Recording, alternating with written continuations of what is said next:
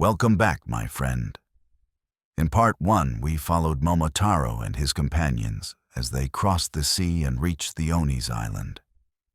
Now, in part 2, the adventure continues inside the dark fortress itself. Let's return to the legend of Momotaro. The armored Oni advanced in a block, 4 giants with shoulders like boulders, helms shaped like snarling beasts, and clubs heavy enough to crush timber in a single swing. Their tusks jutted white in the forge's glow. Unlike the others, there was no slouch in their steps, no laughter in their mouths. These were soldiers, guardians of the horde, bound to strike without hesitation. The prisoners froze at the sight. Fear ran down their line like a cold wind through reeds. A child whimpered. The old man at the front faltered. Momotaro stepped forward. He planted his staff hard enough that the sound cracked like a drum. "Eyes on me," he said, voice firm but not loud. The words fell into the prisoners like stones into water, sending ripples of steadiness. They kept moving. The dog stood in the choke of the path, body lowered, muscles taut.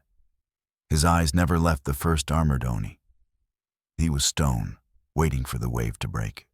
The monkey darted from crate to crate, fingers already tugging at knots, smashing pins, loosing latches.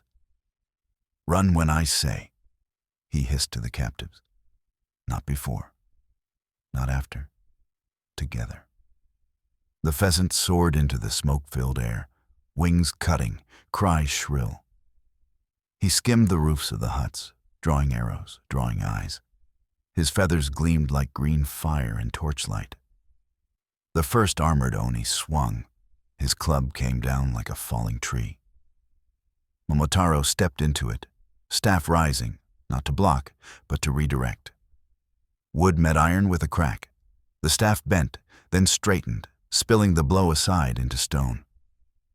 The shock numbed his arms, but the weapon held. The second Oni lunged. The dog met him.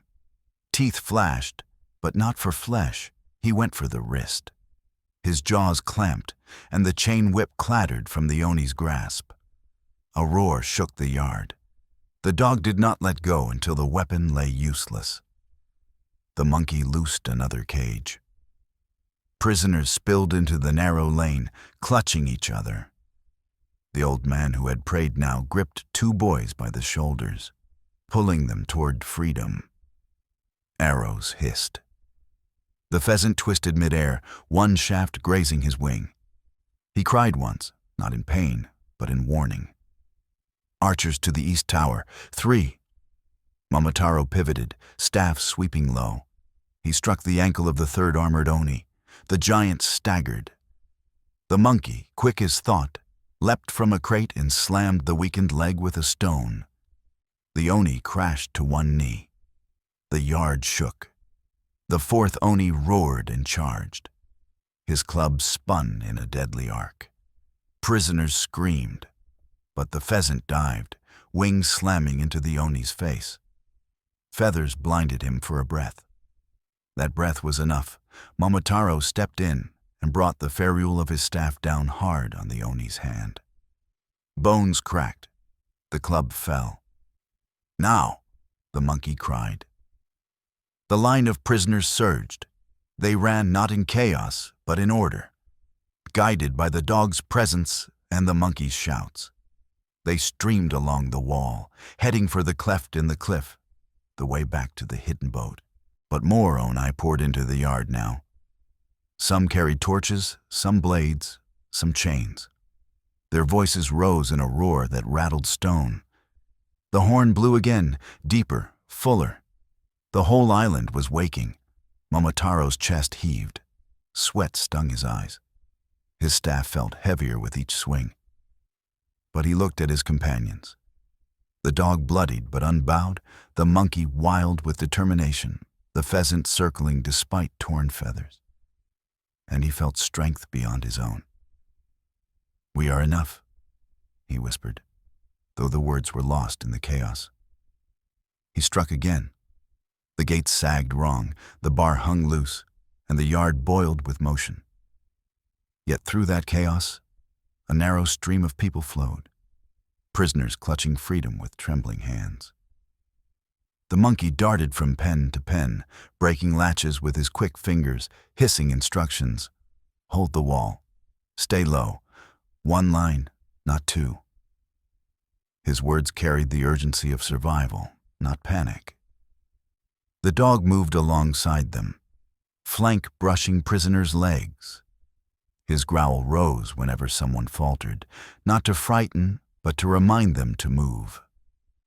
Twice an Oni lunged from the smoke, and twice the dog's teeth and weight brought him down, leaving the path open. His body was a shield, his stance a wall that shifted with them. Above, the pheasant wheeled and screamed, swooping low to scatter coals, to draw eyes, to blind with wings. An arrow tore another feather from his tail, but he rose higher. Pain turned into purpose. His cry became the prisoner's signal. When they heard it above them, they knew the path was still theirs. Momotaro fought not for glory, but for time. His staff struck knees, hands, weapons, not to kill, but to stagger, to open a heartbeat of space.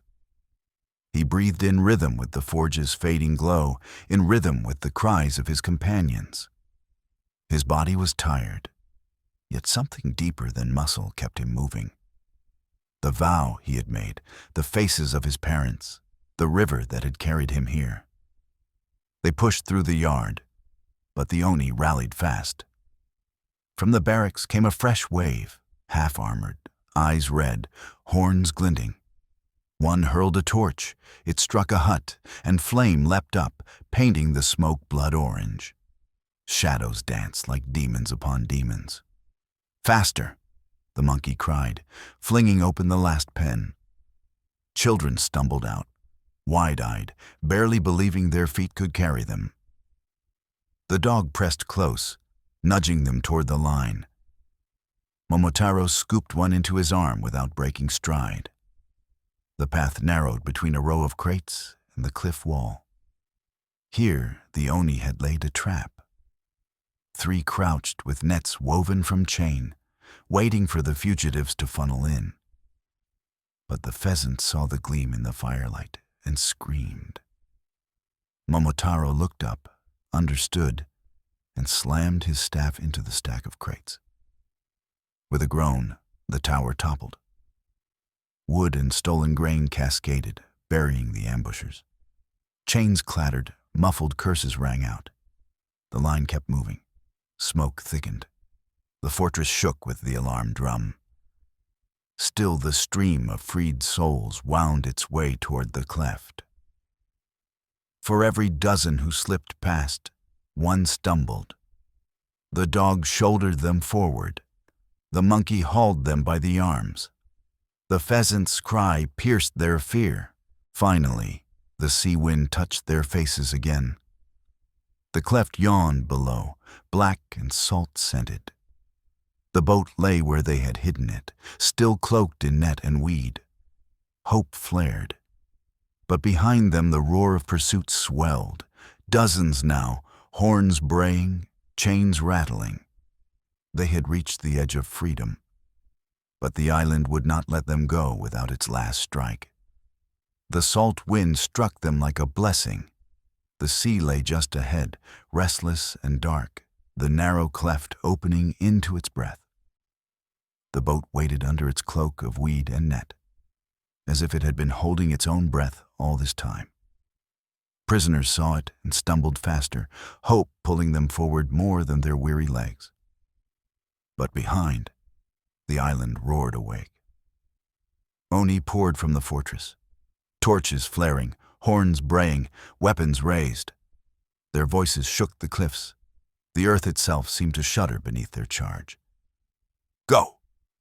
Momotaro barked, voice cutting through the panic. "To the boat, now!" The monkey led the first group down the crumbling steps, carved into the rock, nimble hands guiding children, urging the weak. The dog stood broad at the bottleneck, holding back the wave with growls that vibrated like thunder. The pheasant swooped again and again, diving into torches, scattering sparks into Oni eyes, forcing them to blink and curse. But the tide was heavy. A squad of Oni surged ahead of the rest, massive and relentless. One hurled a spear that clanged against stone inches from Momotaro's head. Another swung a chain that wrapped around a boulder, tearing it loose. Momotaro stepped into the narrow. His staff whirled, striking wrists, knocking weapons wide, pressing back bodies twice his size. His arms ached, his breath burned, but he did not falter. Every strike was not just for him, but for the line of prisoners behind, for the boy clutching his sister's hand, for the old woman who still whispered prayers through cracked lips. The dog lunged beside him. Together they became a wall of will and bone. An Oni slammed down a club. The dog took the blow on his shoulder, staggered, but drove his teeth into the attacker's thigh until the giant howled. Momotaro's staff cracked across another's jaw, sending him reeling into the sea spray. The monkey, halfway down the cliff path, looked back. His eyes widened. He saw the press tightening, saw Momotaro and the dog nearly swallowed. He scrambled up the rocks, seized a fallen torch, and hurled it into a pile of nets soaked with pitch. Flame roared upward, a wall of fire that split the pursuing horde in two. For a moment, chaos reigned, Oni shouting, stumbling, blinded by smoke. "Now!" cried the pheasant, his voice carrying like a trumpet. He dove low, wings buffeting the flames, fanning them higher until the cliffside blazed. Momotaro struck one last blow, clearing the path. "Dog, with me!" he shouted. The dog tore free of his foe and bounded beside him, blood streaking his fur but eyes alight with fire. They retreated step by step, guarding the final prisoners as they reached the boat. The monkey hauled them aboard with frantic strength. The pheasant circled, shrieking defiance. But even as the flames devoured the nets, more Oni pressed against the gap. Their roars mingled with the hiss of fire, their silhouettes leaping and writhing in the blaze. One, larger than the rest, broke through. A chieftain, tusks gleaming, armor blackened but unbroken. He pointed a great axe toward the fugitives and bellowed a command that shook the stones. The battle was not yet over. The Oni chieftain strode through the smoke and flame as if they were nothing more than fog. His shoulders towered over the others, his tusks long and yellowed, his eyes glowing like embers caught in a storm. The great axe in his hands gleamed with blood, already old and dark. Prisoners gasped, some shrinking back though the boat waited only steps away. Momotaro stepped forward. He lifted his staff, the wood scarred and darkened from battle but unbroken. His voice rang against the roar of sea and fire. "You have taken enough. Tonight it ends." The chieftain laughed, deep and cruel, a sound that rolled across the cliffs like thunder. "A boy dares?" he bellowed. "A child from a peach pit stands against me?" His axe rose. Before the blow could fall, the dog lunged, teeth flashing. He clamped onto the Oni's leg, tearing flesh. The giant roared and staggered. Momotaro seized that breath of weakness. His staff struck the haft of the axe, driving it wide. Sparks leapt as iron scraped stone. The monkey scrambled high onto the rocks, stones in both hands. With a scream of fury, he hurled them one after another.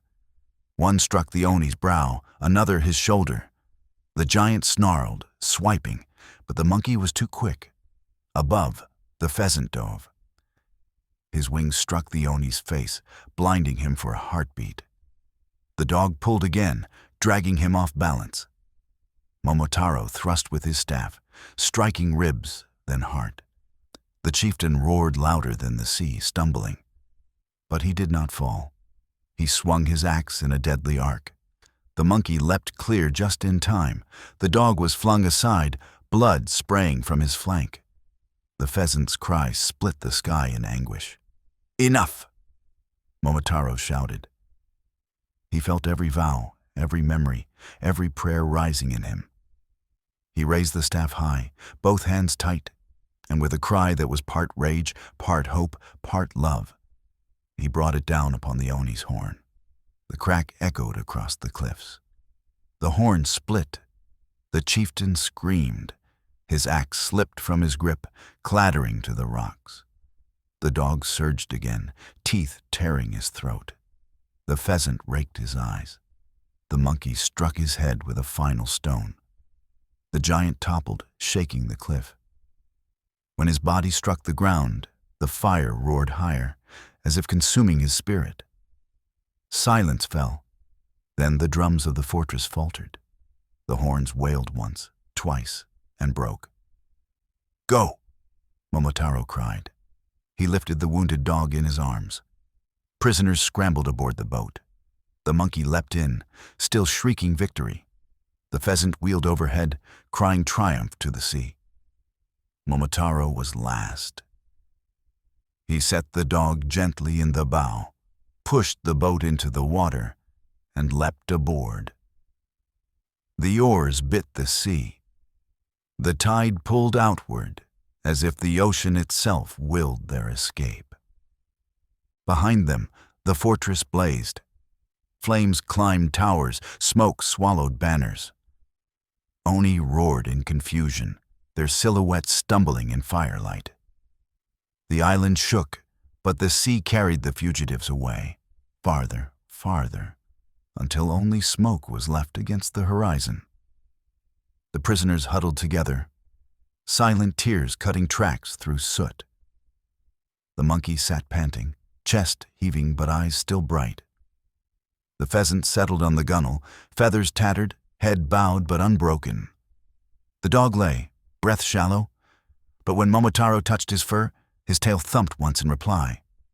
Momotaro looked at them all, the broken, the weary, the brave, and spoke softly, not for glory, but as a promise. "We are not finished. We return. We rebuild. We live." The sea carried them onward, away from shadow, into dawn. Dawn found them bruised and breathless upon the water, an overfull boat slipping from the island's grasp like a bead of rain rolling off oilskin. The fortress still burned behind them, a black tooth ringed by fire. Smoke smeared the sky. Far out, the sun lifted pale and unsure, and the sea made its long, low syllables as if it too were tired of shouting. Momotaro set the oars and felt the load, far heavier than the voyage out. The wounded dog lay at the bow, ribs rising and falling in quick, efficient breaths. The monkey crouched near the midship thwart with a coil of line, eyes never still. The pheasant, torn feathered, balanced on the gunwale, head tucked for a heartbeat, then raised to judge the air again. Around them, the freed men and women filled every inch of space. Shoulders pressed to shoulders, knees wedged to boards, a hush of astonishment holding their voices quiet. Between bare ankles and scuffed sandals lay bundles wrapped in coarse cloth, their only claim to what the Oni had not taken. And two small chests banded in iron, the tribute of a dozen villages, rescued from a corner of the storeyard where greed had stacked and forgotten. The first business was breath. His hands raw, his arms a ringing ache. Momotaro fell into a rhythm that did not fight the sea. The boat was too full for speed. What they could ask of it was steadiness. Pull, listen, pull, listen, the way he had crossed the swaying footbridge as a boy. the way he had learned to feel a moving thing's will and never set his weight against it. "Water," he said, and the monkey passed the gourd hand to hand until it reached the boy, with the little sister folded against him. They drank in small sips and sent the gourd on. A woman whose hair had gone gray in cages ran a thumb along the dog's ear. He did not flinch.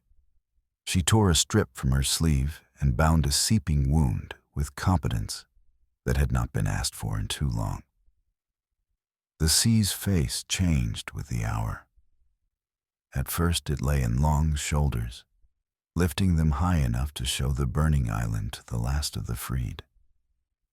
Some turned to look and murmured not curses, but something that might, one day, become forgiveness. For themselves. For the nights that had ended without ending. Others kept their faces forward, as if the eyes could carry the body farther simply by choosing a point on the horizon and refusing to blink. The wind sharpened. The boat climbed and descended. Spray salted lips and lashes. Once a curl of green water came aboard. Hands moved without speech. Monkey with bowl, man with hat, woman with cupped palms. The pheasant cried a warning, and Momotaro trimmed the stroke to stay the bow. The hull shook its shoulders and shed the sea. "Stronger than we look," the monkey said, meaning the boat, the people, the morning, all of it. "Together, yes," Momotaro answered, and though his throat felt scraped, the note carried. They were too many for one craft. Necessity made a raft.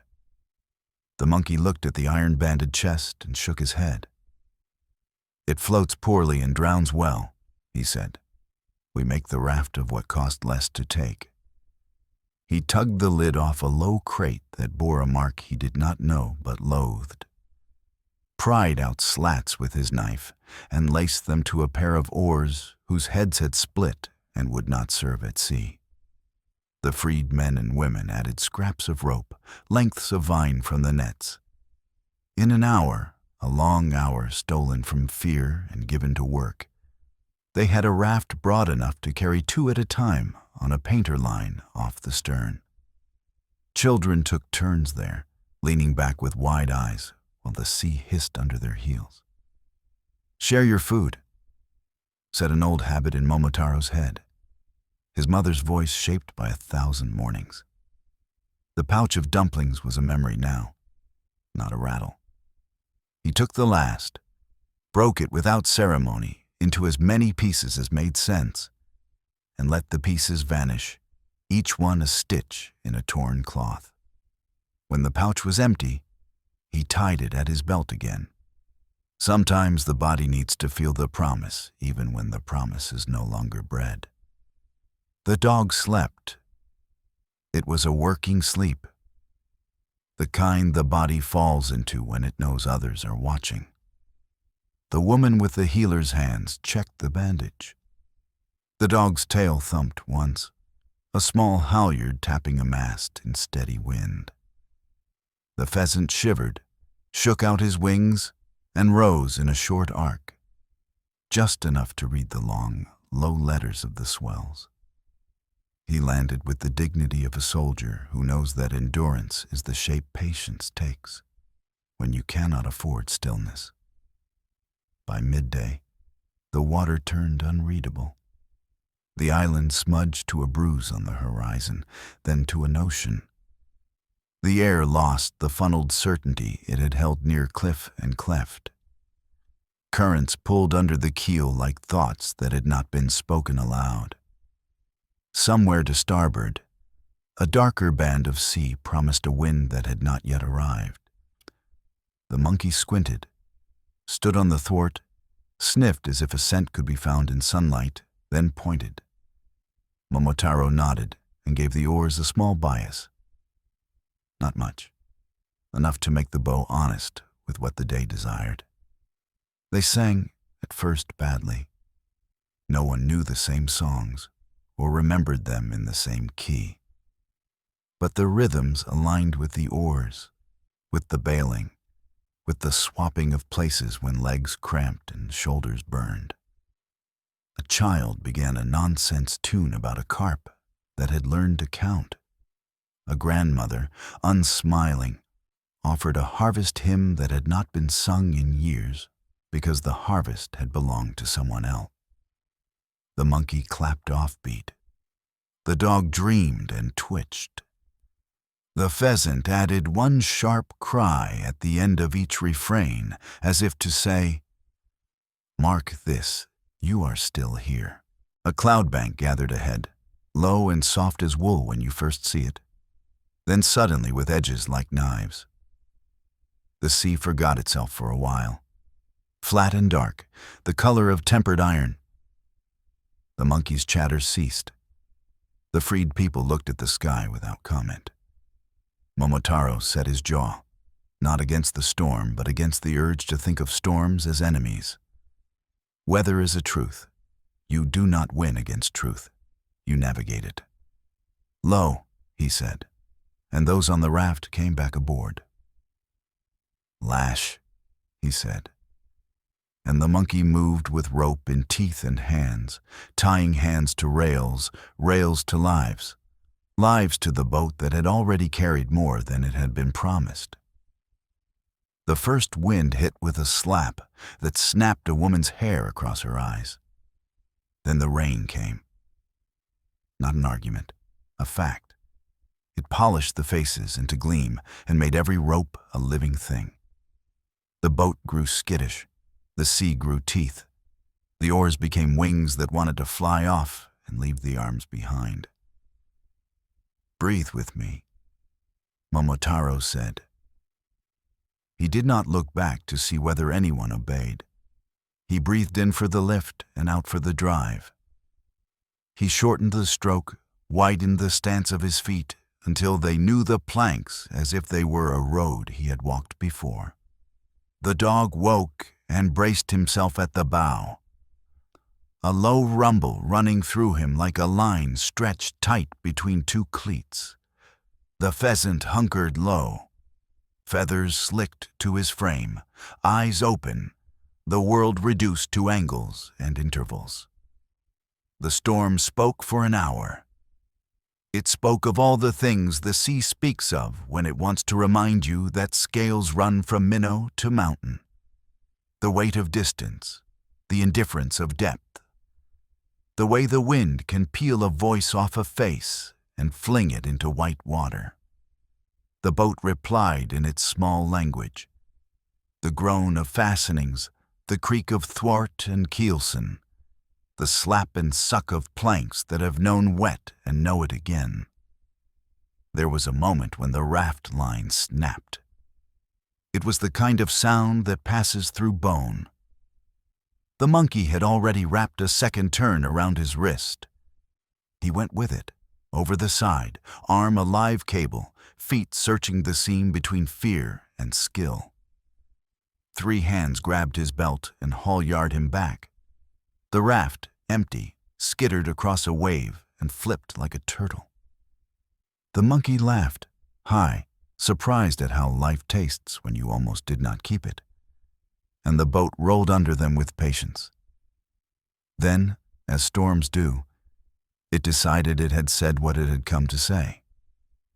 The rain softened, the wind forgot its anger, and the sea lay panting, its muscles quiet for a while. A pale piece of blue appeared the size of a coin, then widened into a bowl. The boat breathed, and the people in it remembered they had throats for something other than swallowing fear. "You row," said a man whose arms were rope and twig. "I owe you breath." He took the oars and found the rhythm as if the wood had been waiting for him. Others rotated without instruction. Those who had slept took the oars. Those who had pulled took the bailing bowl. Those who had done both watched the sky for errands it might assign. The work became a wheel, and the wheel turned. Afternoon made a promise, and kept it. A back wind came smooth and true out of the west, not strong enough to bully, strong enough to help. The monkey rigged a scrap of canvas he had stolen from the yard on the island. The pheasant judged the set. "Higher," he said, and Momotaro, without irony, raised the luff on the word of a bird. The boat leaned into its new shoulder and moved at a pace that let the heart hope. They spoke then, quietly, about small things. A boy asked the monkey how he could make a knot that did not come apart and then come apart when it must. "Ask it to be 2 knots," the monkey said. "The one you show and the one you hide." A woman told the dog, as if he were a person, and he was, the names of her grandchildren, 3 syllables each. And he listened with the same attention he would have given the creak of an oarlock. The pheasant told Momotaro, in a voice that was mostly wind, that there would be a shoal at dusk where fish feed in the falling light. And if anything could be coaxed into the boat to be eaten, that would be the place to persuade it. At dusk, the shoal sparkled. The sea turned to coin, silver on silver, circles within circles. The monkey made a line from the last good hook and a splintered spear tip. The dog pressed his chin to the gunwale and watched with the hungry dignity of the injured. The line went taut, slack, taut, and then a fish gleamed aboard, then another. They cooked nothing. There was no fire. But flesh is flesh. They ate with apologies to the sea and thanks to the fact that hunger and mercy can sometimes share a bowl. Night came soft, as if it had remembered kindness. The island behind them was an idea only. Ahead, the shore that had once been home hid itself, as shores do when you need the lesson that faith is sometimes just the willingness to keep your weight on the forward foot. The stars found their stations. The monkey named them wrong, and the pheasant named them right. But they agreed on which ones to trust. The low belt to the south, the crooked ladle to the north. And the smudge that meant land throws its breath a certain way into the upper air. Momotaro did not sleep. He let others sleep and kept watch with the dog, whose head rested on his knee the way it had when they were young, except neither of them had ever been this old. He thought of the old man's counsel. Strength must be gentle, and understood something that he had not understood before. Gentle is not soft. It is precise. To hold a boat full of lives against a night full of distance, you must give only and exactly what the sea will accept. Sometime in the deepest hour, the pheasant touched his shoulder with the brush of a wing. "Listen," he said. Momotaro closed his eyes and heard it. Not the sea, not the wind. Both of those were truths already counted. But a far, steady sound, like a breath that had been tamed and made to turn a wheel, like water speaking in wood. It was the river. Even out here it had a voice. The sea kept it at the edge of hearing, but it was there. The belonging of water to land, the promise of current and bank, and the silk path between rice fields. "We are close," Momotaro said. "We are enough," the dog said, without saying it, by letting his weight settle more fully against the boy's knee. Dawn grew in a pale seam along the world. The boat's shadow shortened, then took shape under them. The first gull came, looked, decided there would be better arguments elsewhere, and flapped away. A floating reed passed, then 2. The monkey pointed and grinned as if he had found treasure. The freed men and women sat up into mourning like plants that had decided frost was a rumor and not a life. The land showed itself unwillingly, the way a shy child peers around a door.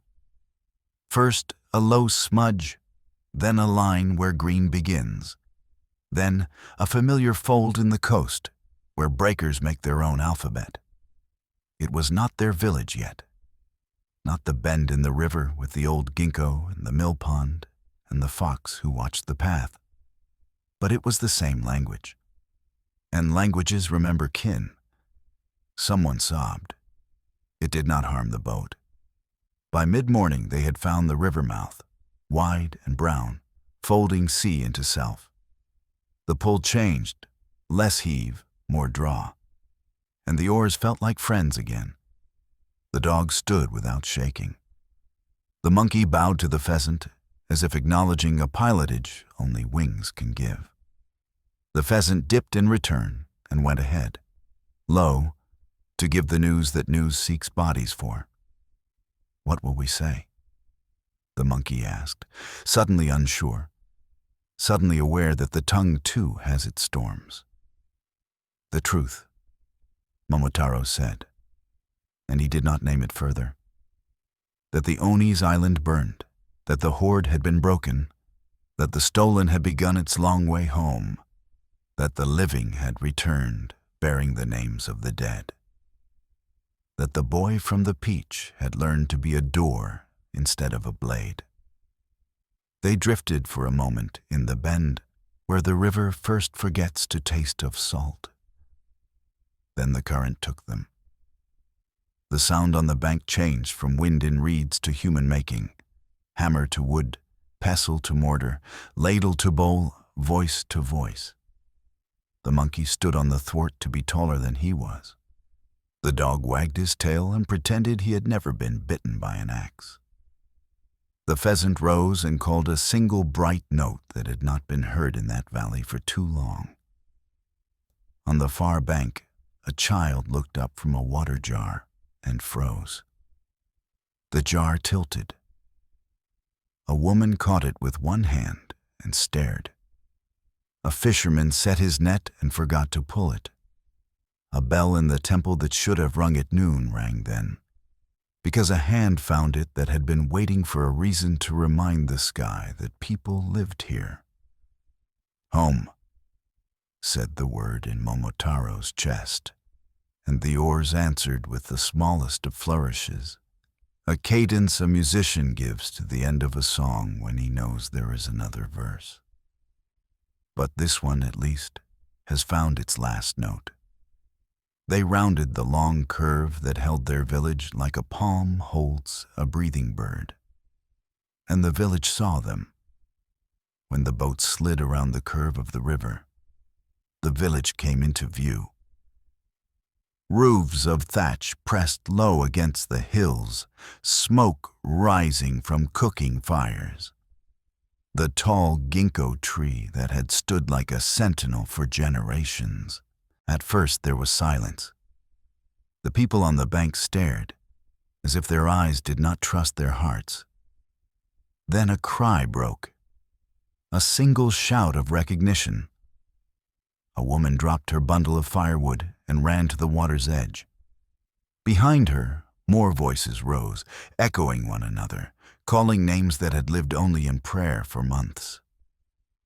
The boat had not yet touched shore when the first child splashed into the shallows, arms outstretched. "Father! Father!" he cried, voice breaking with disbelief. A man in the boat lifted trembling hands, too weak to climb, but strong enough to beckon. The child reached him, clinging to the hull, weeping into his father's sleeve. Then the shore erupted. Villagers poured down the slope, mothers clutching children, elders leaning on staffs, youths wading into the current to steady the boat. Hands reached out, not for treasure, not for proof, but for flesh, for faces. One by one, the freed were lifted from the boat. Some stumbling, some carried, all caught in embraces that shook with tears. An old woman pressed her forehead to her granddaughter's, sobbing into the girl's tangled hair. A farmer dropped to his knees in the mud, holding his wife's hands as if they might vanish again. Even those who had not lost kin wept. for the valley had been a single body wounded, and now the wound began to knit. Amid the flood of reunion, the treasures, crates, chests, sacks, were set aside, almost forgotten. They would matter later. For now the true wealth was breath returned, voices restored, names answered. Momotaro stepped from the boat last, carrying the wounded dog in his arm. The monkey leapt lightly onto the bank, dripping and grinning, while the pheasant perched on the ginkgo's lowest branch, chest puffed, eyes shining. The villagers saw them and bowed, not to a lord, but to companions who had walked into darkness and brought back light. Children crowded around, touching the monkey's hands, stroking the dog's fur, staring wide-eyed at the pheasant's battered feathers. The village headman approached, tears streaking his weathered face. He bent low before Momotaro. "You have done what none of us could. You have brought back our sons, our daughters, our very spirit. We can never repay this." Momotaro shook his head, setting the dog gently on the grass. His voice was steady, though his heart was full. "I did not do it alone. We walked together. We fought together. We returned together." He placed a hand on the dog's back, nodded to the monkey, and lifted his eyes to the pheasant. Without them, there would be no story to tell. The dog thumped his tail against the earth. The monkey made a mock bow, though his eyes shone wet. The pheasant ruffled his feathers, as if embarrassed by the weight of gratitude. That night, the village prepared a feast. Fires burned bright, kettles boiled, drums and flutes lifted voices into the air. The rescued ate until their strength returned, laughter breaking through their exhaustion. Songs rose, some old, some made on the spot, weaving names and deeds into verses that would be sung for generations. Yet even amid celebration, reverence lingered. The people knew what it meant that a boy born from a peach, with only 3 companions, had broken the Oni's hold. They knew courage had come not from weapons alone, but from loyalty, cunning, patience, and love. Momotaro sat quietly at the edge of the firelight, the staff across his knees. He watched the dog resting with children curled against his side, the monkey juggling roasted chestnuts to the delight of the young, the pheasant standing tall on a roof beam, his cry piercing the night like a note of triumph. He breathed deep, letting the scent of smoke, rice, and river fill him. For the first time since leaving home, he felt not only ready, but complete. Morning light poured across the valley like a blessing. Mist lifted from the rice fields, turning each flooded terrace into a mirror of gold. The cries and songs of the night before lingered faint in the air, as if the village itself still hummed with joy. But the work of gratitude was not yet done. At the headman's call, the people gathered in the square. The crates and sacks recovered from the Oni fortress were laid out, still damp with sea salt, iron nails glinting in the sun. The chests were pried open, and inside lay the wealth of many seasons. Rice sealed in jars, silk bolts, tools, weapons, coins that had not seen light since the raids began. Yet there was no scramble, no greedy hand. The villagers stood in a circle, quiet, waiting. Momotaro stepped forward. He lifted the smallest chest, heavy though it was, and set it before the crowd. "This does not belong to me," he said, his voice carrying over the hushed gathering. "It belongs to all of you, to every home that suffered, to every hand that planted but did not harvest, to every heart that lost sleep under the shadow of fear." He gestured to the monkey, who bounded onto the chest and threw the lid wide with a flourish. Laughter rippled through the crowd, but soon fell silent as they saw what lay inside. Bundles of jewelry, coins stamped with forgotten rulers, ivory hairpins, even the carved masks of festivals never danced. One by one, families came forward. A farmer's wife lifted a set of lacquer bowls, pressing them to her chest with tears in her eyes. A child ran to his grandmother, clutching the ragged banner of their shrine, stolen seasons ago, now returned. The headman himself cradled a sword in its battered scabbard, a relic of the village's ancestors, his hands shaking as if holding the pulse of his people. Not all could claim what had been theirs. Some treasures had no memory, no owner left to receive them. But even these were shared. Grain was divided sack by sack, measured with fairness. Silk was cut into lengths, each family receiving a portion. The monkey leapt about, carrying parcels to those too shy or too weary to step forward, grinning with mischief that lightened the solemnity. The dog sat by the piles, watching with calm eyes, tail thumping softly whenever a child approached. The pheasant perched high, overseeing the division, his gaze sharp, ensuring that no hand took more than its share. The people soon began to laugh at the sight, saying that even heaven's messengers kept watch over their honesty. When the last item was given, the headman bowed low to Momotaro and his companions. "You have not only freed us," he said, "you have restored what we thought lost forever. This village is whole again because of you." That evening, the feast began anew. Fires dotted the square like stars fallen to earth. Rice steamed, fish grilled, vegetables simmered in great pots. Children ran with laughter that had been locked away for too long. Drums beat steady, flutes wound their high notes into the night. At the center of it all sat Momotaro and his companions. The dog lay with garlands of flowers around his neck, stoic but secretly pleased. The monkey juggled roasted chestnuts until one burst open, showering him with laughter from the crowd. The pheasant stood tall upon a carved pole, feathers gleaming in firelight, his cries weaving with the music.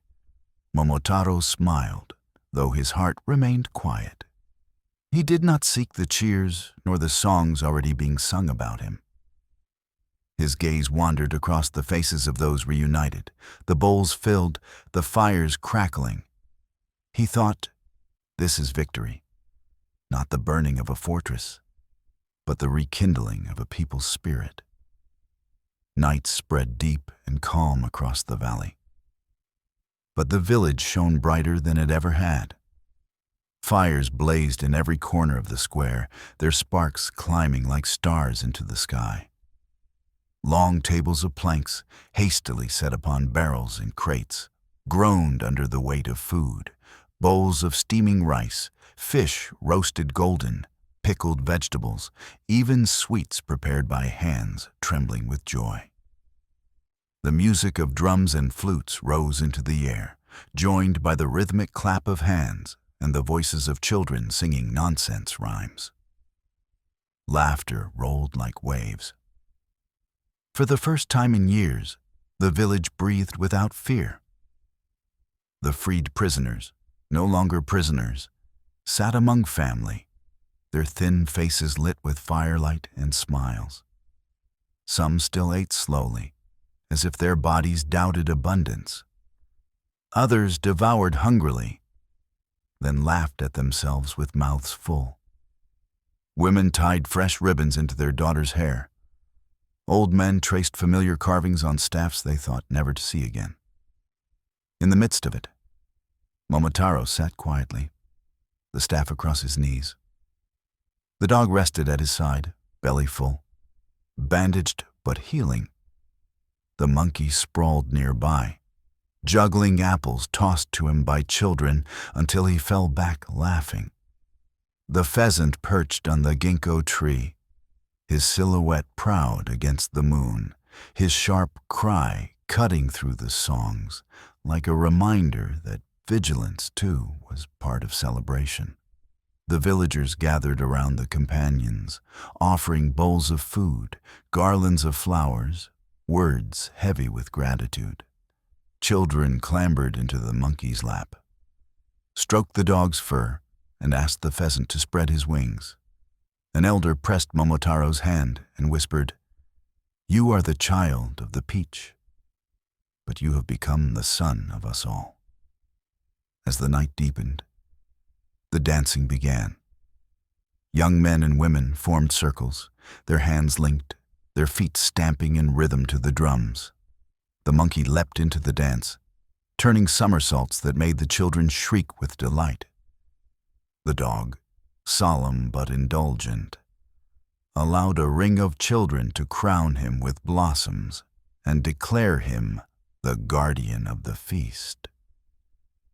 The pheasant flew in low arcs over the firelit square, each pass drawing cheers, but Momotaro remained at the edge, watching. The joy filled him, yet within that joy lay a quiet question. His task was done. The Oni were defeated, their hoard broken, the captives freed. What remained for him now? He slipped away to the riverbank. The moon silvered the water, and the current whispered the same song that had carried his peach to shore so long ago. He knelt, dipping his fingers into the cool flow. Images came unbidden. His parents' faces when they first found him, the old man's steady counsel, the old woman's gentle lullabies, the storm at sea, the clang of iron, the roar of the Oni chief as he fell. And beyond all of it, the faces of the people now sleeping safely in their homes. Momotaro bowed his head. He whispered into the night, "I was born of the river's gift. Tonight I return the gift, not as a child carried by current, but as one who has learned to walk against it." The river answered with ripples that caught the moon.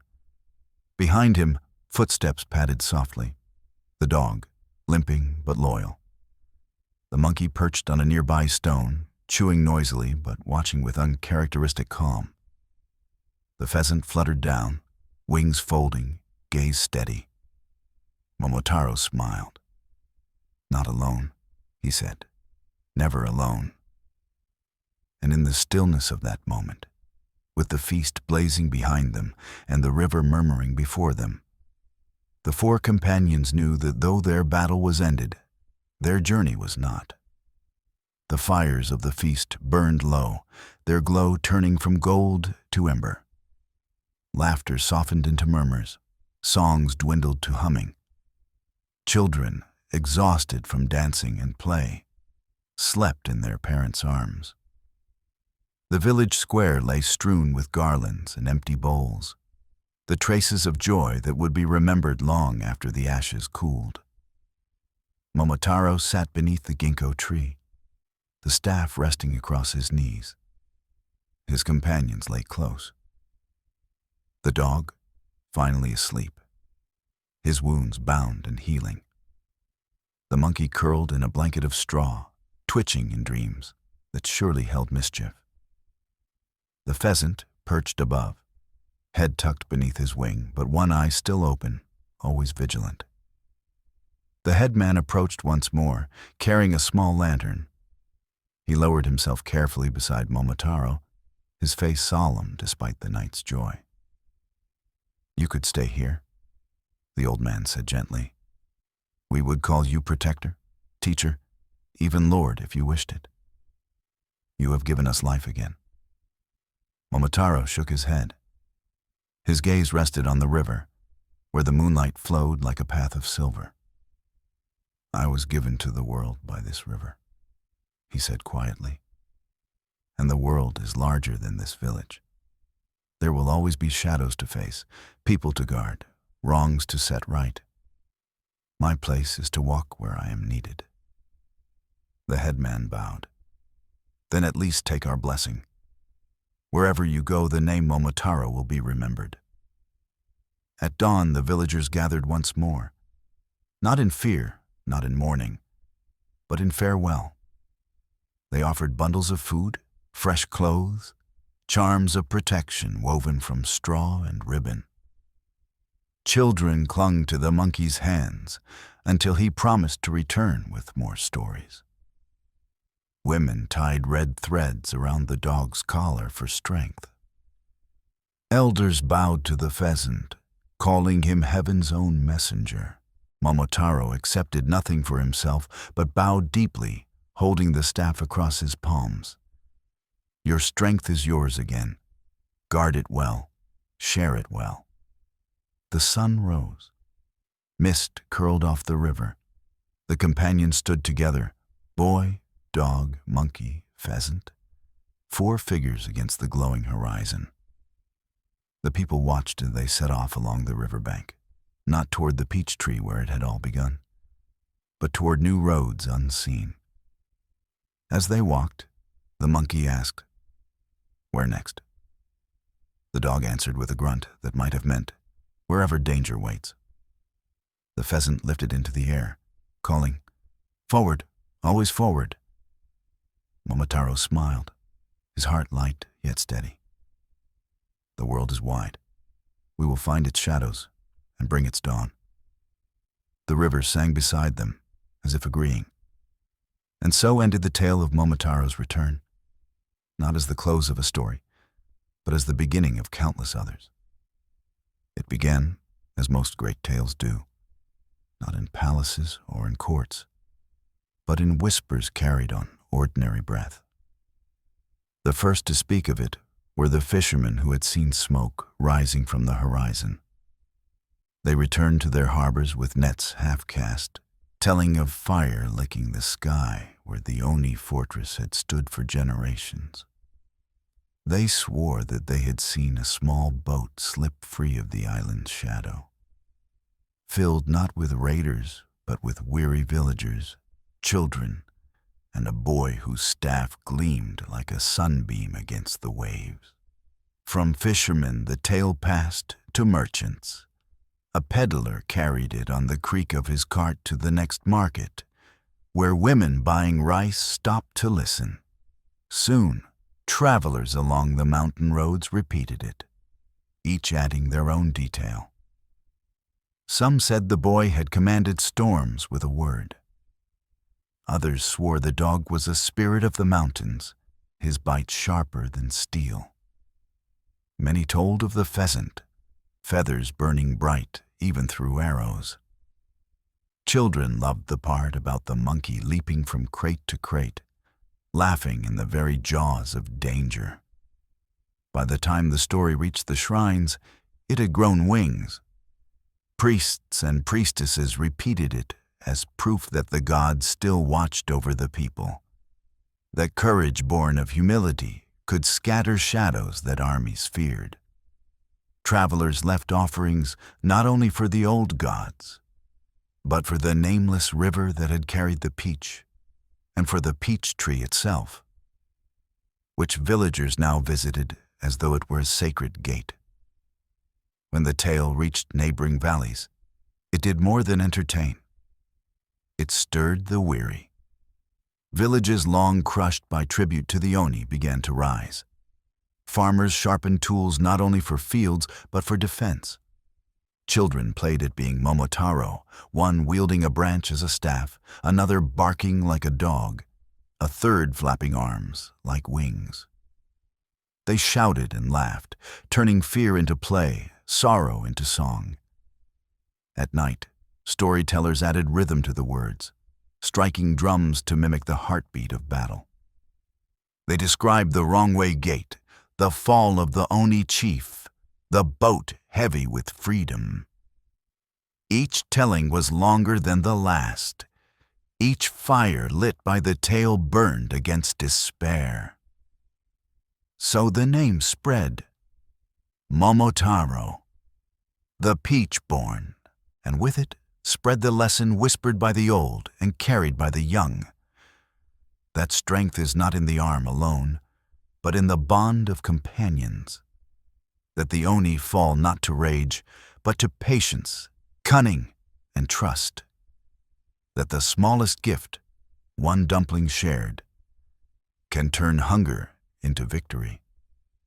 One evening, weeks after their return, a caravan of merchants stopped in Momotaro's own valley. They had come from the distant capital, where the emperor's ministers ruled with scroll and seal. The leader of the caravan stood in the square and called out, "We have heard the tale.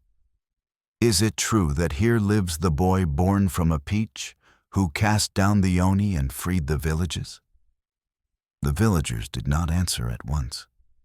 They looked toward Momotaro's home, where he sat with his companions beneath the ginkgo. And then, as one body, they bowed their heads. "It is true," the headman said simply. "But he is not just a boy. He is our brother, our son, our hope." The merchants returned to the capital with this answer. And soon the tale crossed the palace gates. The tale crossed mountains and rivers the way mist crosses a morning. Quietly at first, then all at once. By the time it reached the capital, it had been softened by gratitude and sharpened by wonder.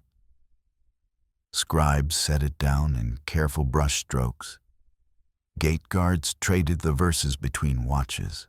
Even the gardeners whispered it while pruning pines into patient shapes. Within the inner hall, where lacquered pillars held aloft a ceiling painted with cranes, a minister unrolled a merchant's letter and read aloud. "A boy called Momotaro, peach-born, who unmade the Oni's stronghold and returned the stolen to the humble. He travels with 3 companions, a dog whose loyalty bit through iron, a monkey whose hands untied fear, and a pheasant who read the earth from the sky." A general snorted softly. "Merchants sell wonders by the handful. Tomorrow they will sell us the moon." A counselor of rites, palms hidden in his sleeves, murmured, "Yet shrines along 3 provinces report the same. Torches no longer burn through harvest nights. Watch drums sleep." The astrologer lifted his head. Smoke rose from the east upon the day of the frost moon. Our charts recorded a break in the baleful line. If not this boy, then what? Silence gathered, the attentive kind, the kind that makes decisions. On the dais, the emperor, gray at the temple, eyes steady as winter water, listened without hurry. He had seen many seasons of rumor and revolt and the slow work of mending. He said, "If there is a boy who turns fear into food and plunder into bread, we would know his name from his own mouth." He raised 2 fingers. Messengers bowed, vanished, and the machinery of distance began to move. Standards unfurled, horses saddled, a litter prepared not to dazzle, but to endure. The envoy chosen was a woman of middle years, named Ayami, whose rank was modest and whose judgment was not. She had once kept a bridge standing through a flood by asking the river what it could spare. The emperor trusted people who negotiated with truth. 3 days later, the valley heard the distant tin of harness and saw bright tassels bobbing above the reeds. Children ran to the bend. The headman shaded his eyes. The dog stood and set weight on a healing leg. Momotaro stepped forward with his staff and a welcome that was not servile and not proud.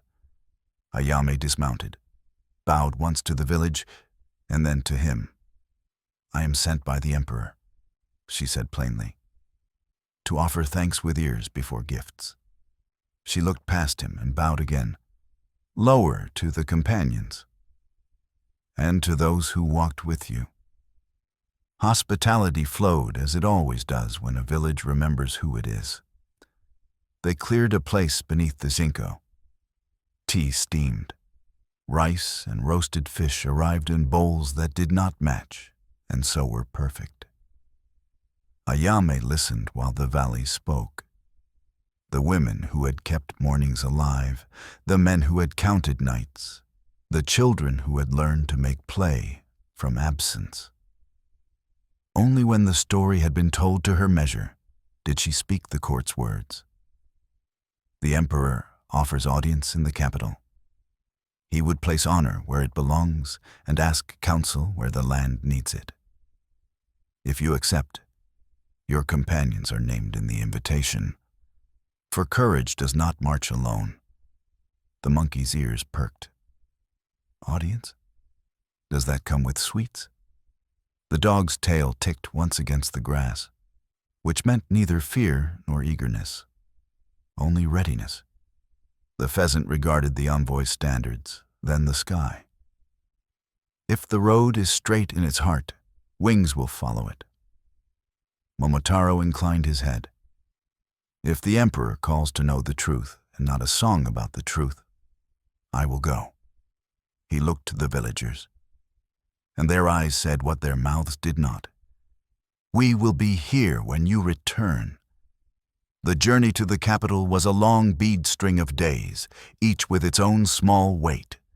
Bridges and ferries, market squares, fields combed by wind, hills wearing temples like thoughtful crowns. At crossroads, people who had heard the tale lifted offerings, dried persimmons, woven charms, a pair of sandals stitched from rush.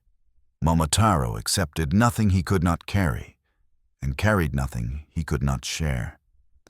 Ayame rode near enough to speak, and far enough not to frame him. Once, crossing a river, she asked, "When the gate fell the wrong way, did you plan that?" "I listened to the wood," Momotaro said. It wanted to obey whoever was most certain. In the capital, drums spoke formality across the tiles. Courtyards opened like held breaths.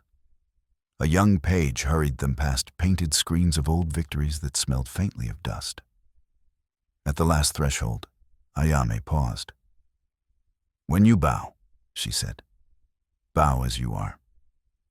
The court has enough shapes. It seeks substance." They entered. The emperor did not glitter. His robe was fine but simple. His seat was higher than a man, but lower than myth. He looked first at the companions, and only then at the boy. "You have names," he said. "All 4. Give them to me so I may keep them correctly." Momotaro spoke them, beginning with the dog. The emperor repeated each, exact, as if tying a knot that would not slip. Then he said, "I have read 10 versions of your tale. Tell me the one that breathes." Momotaro told it without embroidery. He left out the parts that glorify the teller and kept the parts that teach. How the rope speaks against iron, how fear can be invited to sit but not to steer, how hunger breaks when broken into 4. He did not say he slew the Oni chief. He said the 4 of them ended what one of them began. When he finished, the emperor let the quiet stand, then nodded, once as a farmer might nod to weather breaking. "A state can be kept with swords," he said, "but not mended with them. You have mended." He lifted a hand. Attendants brought 3 trays. On the first, garments fitted for court, soft as water. On the second, a short blade with a plain guard. On the third, scrolls bearing seals. "These are honors because the world recognizes itself in certain shapes," the emperor said. "Take what you must, refuse what you cannot carry." Momotaro touched the blade last and left it on its tray. "If I take a sword, I will find problems that want cutting," he said. "What I ask instead is this: posts along the coast where bells can speak faster than feet. Stores of grain held against fear so raiders cannot make hunger their ally. and messengers who ride for the smallest villages as they ride for the largest. Ayame's mouth tilted, a quick, private smile. The ministers murmured. The general, for once, did not scoff. The emperor said, "Done. 3 beacons for every headland, a storehouse for each valley that swears to share, riders trained to carry news and not just orders." "And for them?" Momotaro asked, glancing to the dog, the monkey, the pheasant. The emperor stood, old bones, steady rise. He stepped down from the dais until he could look into animal eyes without making them climb to meet him. He laid his palm to the dog's brow. "Guardian of the narrow path," he named him. He touched the monkey's quick hands, hand that unties knots. He bowed to the pheasant, eye above weather. Courtiers, to their credit, learned quickly and bowed as well. There were feasts because palaces know how to eat, and gifts because palaces do not know how not to give. Momotaro accepted traveling cloaks and a bell to hang over a village gate. He declined lacquer that would not survive a road. He stood on a balcony that evening and looked out at roof after roof and thought, a city is a kind of boat. Many lives in one hull, riding a sea that never sleeps. In the morning, he and his companions took their leave. The emperor said only, "Send word when the world leans. We will set our weight beside yours." Ayame walked with them to the gate. "If you ever must choose between a straight road and a true one," she said, "remember that bridges hold because they bow." They stepped back into wind and dust and the honest grammar of distance. Behind them, the court returned to its scrolls.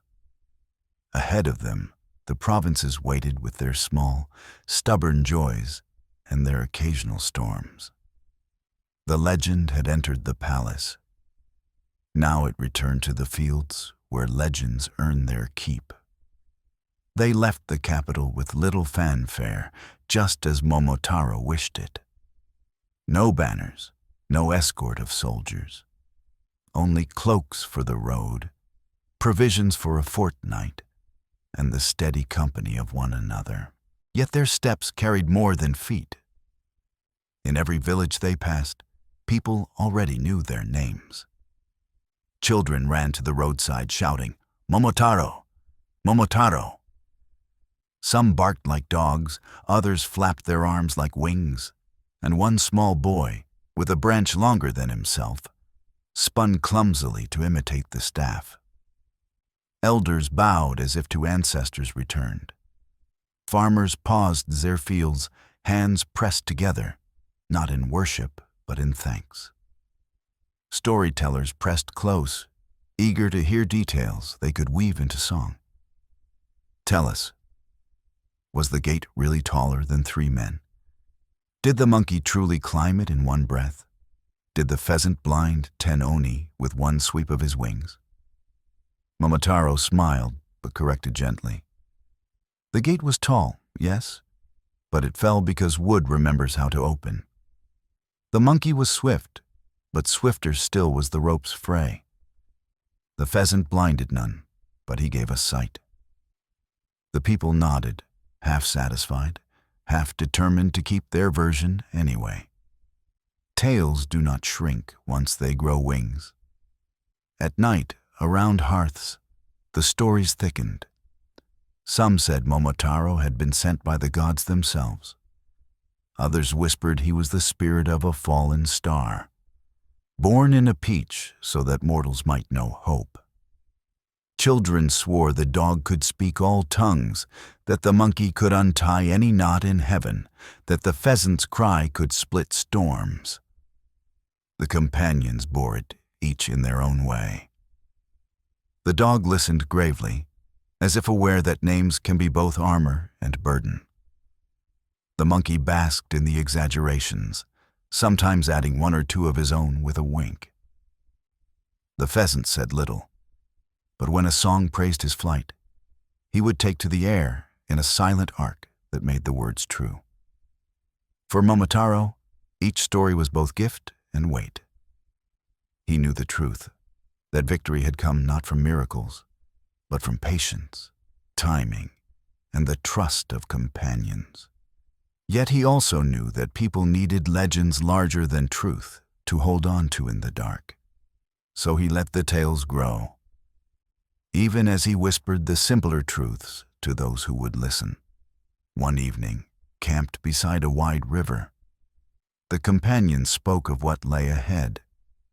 The monkey, chewing on a roasted chestnut, said, "We're famous now. We could travel from village to village, never hungry, never lonely. Who wouldn't trade a roof and a meal for a story?"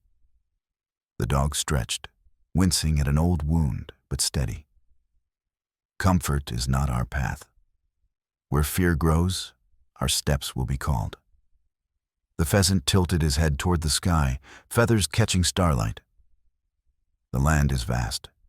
Shadows lie not only on islands. Raids, sickness, quarrels, many storms gather. Which will we chase? All turned to Momotaro. He sat quiet for a time, staff across his knees, watching the river's current. Finally he spoke. "We cannot chase all storms, but wherever we walk, we can leave less fear behind. That is enough." The companions accepted this. The dog closed his eyes. The monkey flung the chestnut shell into the river and grinned. The pheasant gave a low cry that melted into the night. Above them, stars shone steady, as if nodding in agreement. Seasons turned. Fields that had once burned beneath Oni raids grew green again. Children chased fireflies instead of hiding from horns in the night. Yet peace is never a silence that lasts forever. It is a pause between storms. Rumors reached the valleys first as uneasy murmurs. Bandits along the mountain passes were growing bold. They wore not the horns of Oni, but their cruelty carried the same stench. Villages spoke of merchants waylaid, of grain wagons overturned, of shrines defiled by desperate hands. One night, as the companions rested in a village that had lit its festival lanterns for the first time in years, a breathless boy ran into the square. "They are coming," he gasped. "Not Oni, but men with iron masks, 50 strong. They have taken 3 villages already." The music faltered. The dancers stilled. Fear returned like an old scar, aching in cold weather. The monkey spat his roasted nut into the fire. "So, cut 1 weed and 3 more grow." The dog stood, ears pricked, his healed flanks scarred but strong. Men or Oni, it makes no matter. Chains are chains. The pheasant ruffled his feathers, eyes fixed on the dark horizon. But men choose their chains. That makes them harder. Momotaro rose, staff in hand. His voice was calm, carrying across the frightened villagers. "Listen, we are not here to rule or to punish. We are here to remind. If men have forgotten they are brothers, then let us be the mirror they cannot break." The villagers begged him to stay, to guard their homes. But Momotaro shook his head.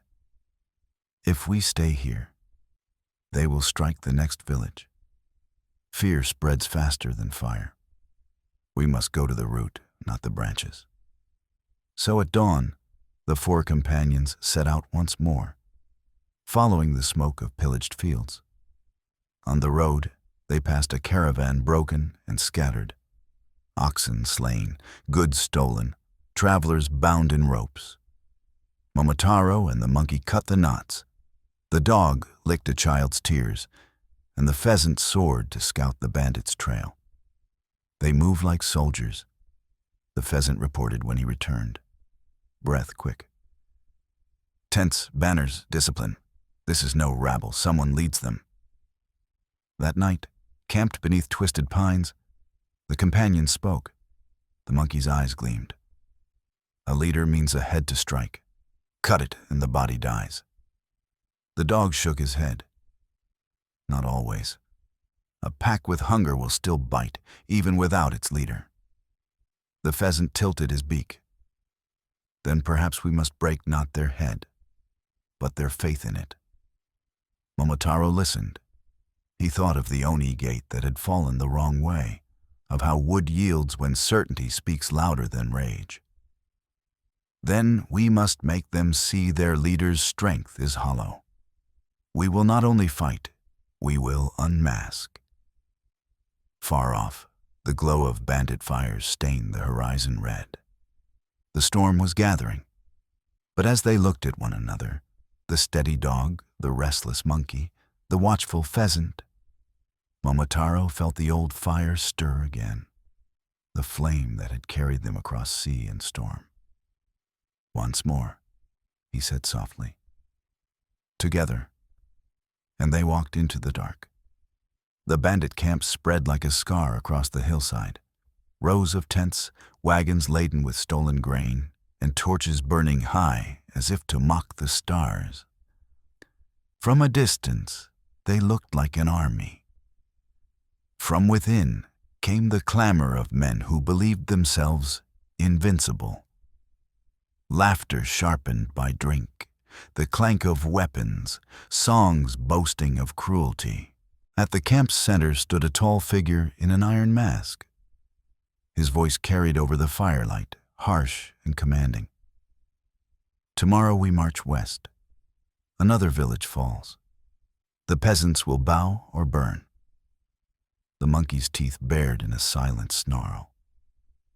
I could leap down there and snatch that mask off his face. The pheasant shook his head. Not yet. Eyes must be watching when the truth is shown. The dog rumbled low, steady as thunder. We wait for dawn. When men rise with bellies empty of courage, that is when you show them what they follow. So they waited. When morning broke pale and cold, the bandits stirred. Some stumbled from tents, others tightened armor straps. The leader stepped forth, mask gleaming, voice rising. Men, today we take what is ours. The Oni are gone, now we rule in their place. And then, across the hillside, another voice rang out. Clear, steady, cutting through the morning mist. Number U will rule nothing. Not today, not ever. Every head turned. There stood Momotaro, staff in hand, companions flanking him. The dog growled, the monkey crouched, the pheasant's wings gleamed with morning light. For a heartbeat the camp froze. Then laughter broke out. A boy? One sneered. A child with pets? But Momotaro did not flinch. He stepped forward. His voice carried calm strength. I have faced worse than men in masks. If you follow him, you follow a shadow. Look closer at your master. With a cry, the monkey leapt. In a blur, he landed on the masked leader's shoulders, claws scratching. The man roared and swung, but the monkey twisted, seized the edge of the iron mask, and tore it free. Gasps rippled through the bandits. Beneath the mask was no demon, no giant, only a man, gaunt and scarred, his eyes fever-bright but hollow. Momotaro raised his staff. There is your leader, a man of flesh, not iron. He cannot protect you. He cannot feed you. He can only bind you to his greed. The bandits shifted uneasily. Some lowered weapons, others spat, angered not at Momotaro, but at the man who had deceived them. The leader roared, lunging with his sword. But the dog met him, slamming him to the ground. The pheasant swooped, wings striking his face. The monkey wrenched the sword from his hand. Momotaro's staff pressed against his chest, pinning him to the earth. The silence that followed was heavier than any shout. At last, one bandit let his spear fall. Another dropped his axe. Then weapons clattered like rain, until only the leader lay defeated beneath Momotaro's staff. Momotaro looked over the gathered men. You are free, he said. Free to return to your homes. Free to till fields instead of burning them. Free to remember that you are brothers, not tyrants. Some fled at once, shame burning in their faces. Others knelt, heads bowed, tears running in lines not carved by battle but by regret. The leader spat curses, but they fell flat. His mask lay in the dirt, a hollow shell. The monkey picked it up, turned it once in his hands, and then tossed it into the fire. Flames licked it, and the iron groaned as it lost its shape. So ended the threat of the bandits, not in blood alone, but in truth revealed. That night, word spread faster than the smoke of burning camps. People whispered not only of the boy who had defeated Oni, but of the youth who had unmasked men pretending to be monsters. The lesson deepened. Fear often wears a mask, and courage unmasks it. And so Momotaro's name grew, not just as the slayer of demons, but as the one who reminded people that they themselves carried strength enough to drive away shadows. The dog lay by the fire, proud and watchful. The monkey juggled embers to make children laugh. The pheasant soared once into the night, then landed at Momotaro's side. Momotaro sat quietly, staff across his knees. He knew the stories would grow taller with each telling. But within his heart, he held the simple truth. Legends do not live in swords or masks. They live in the bonds that turn fear into resolve. Thank you so much for listening to the second part of Momotaro's legend. I hope this story brought you calm and a little wonder tonight. If you enjoyed it, please give this video a like and don't forget to subscribe so you can join me for more legends and tales from Japan and beyond. Your support means the world to me, and I can't wait to share the next story with you. Until then, may your days be gentle and your nights peaceful.